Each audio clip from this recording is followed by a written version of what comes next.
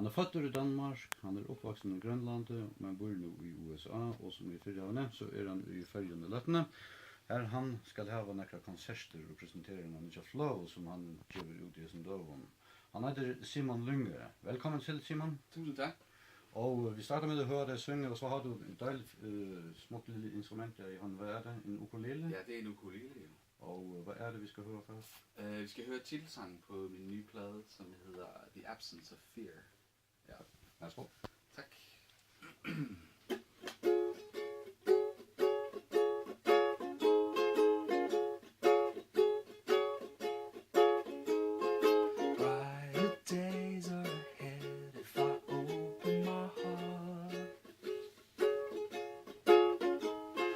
I've been frozen and feel that I might fall apart.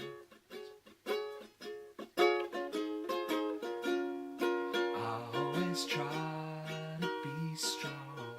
That's a weakness that I've been stuck on. Love, let me in. Let me cry in your arms tonight. Love, be a friend who is always by my side. 'Cause I see it now.